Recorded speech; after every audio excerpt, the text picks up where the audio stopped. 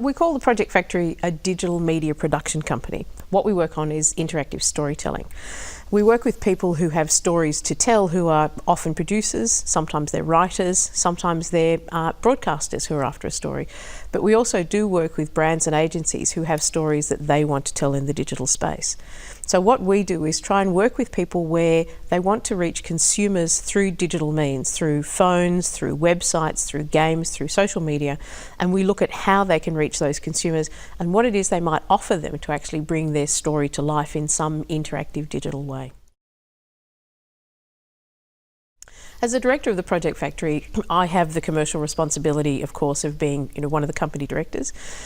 Specifically, between the three of us, one of the directors is the head of production and looks after our production resources and makes sure that we run very smoothly in terms of the projects that we're delivering.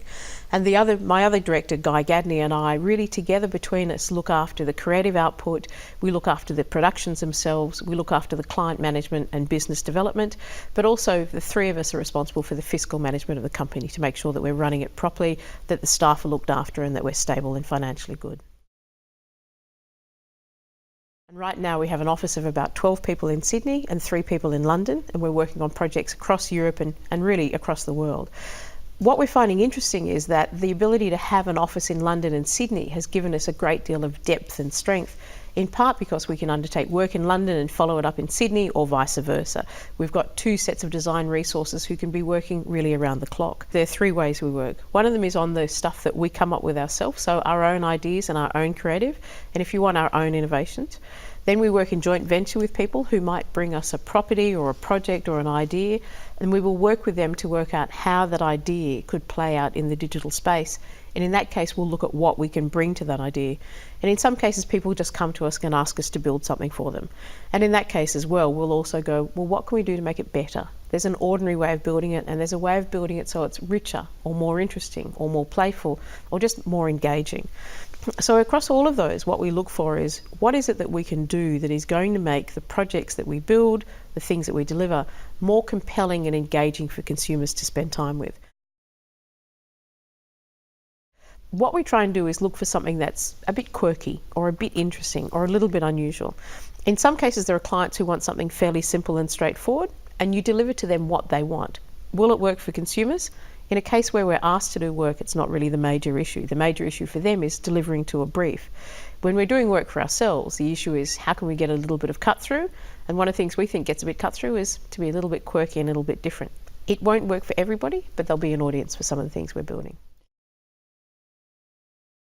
There was about 7 years ago a real push towards branded entertainment that didn't quite work because we're a bit heavy-handed with it and we're a bit clumsy with it, and we're really trying to discover what was going to happen after the big dot-com crash of 2000. Around 2003, 2005, people were going, what is my advertising? How do I reach consumers? And I think now we're starting to see the rise of a proper brand-funded strategy, product placement strategy, the alignment of agency and commercial interests with those of entertainment and producer interests are starting to come together to deliver really quite compelling content, I think. I was looking at some stats the other day, and they really indicated that we're spending roughly, say, 13 hours on internet-connected devices a day, and about 4 hours this is of the time we spend, about 4 hours on mobile devices, and about 5 hours on tablet devices. And I'm really seeing the iPad and a tablet as one of the new trends that's coming up. The mobile phone's the 1 foot screen, the 1 metre screen is a television, and the 3 metre screen is a cinema. But where do tablets sit? If I can have a device on my lap which is as big to me as the TV screen on the other side of the room, but I can put my finger on it and navigate by just touching things, it's a very different and intimate experience that I'm getting. And we're seeing a real trend to the idea of personalised content to consumers on personal devices. I think that anybody who's seeking to have a direct relationship with their consumer needs to consider the importance of digital as a way of mediating that relationship. I think that a lot of people start with the idea of thinking, I'll make a TV show or I'll make a documentary to tell my story. And that might work for them, but it's a thing where they produce a piece of content and they then hand it off. And the interesting thing about the digital space is that you never let go of those things. And in fact, the audience takes hold of the other side of it, and there's this beautiful dynamic of this push-pull between you and the audience where You offer them something and they make a response back to you, and they ask for something and you decide whether you'll give it to them. So the ability to learn how your content is being received and how people are taking that content happens in the digital space in a way that it doesn't happen in any other media. The people who are safest in the linear space of telling their story without interruption, and the people who are full of interruption but don't necessarily have story, there's a lot of room for them to come together. So I think right now companies like the Project Factory are really eager to work with writers and people who have graphic design, people who have game design skills, people who have ideas and concepts, because they bring with it an idea of how they can engage with their audience in order to build something that's better and something that's stronger.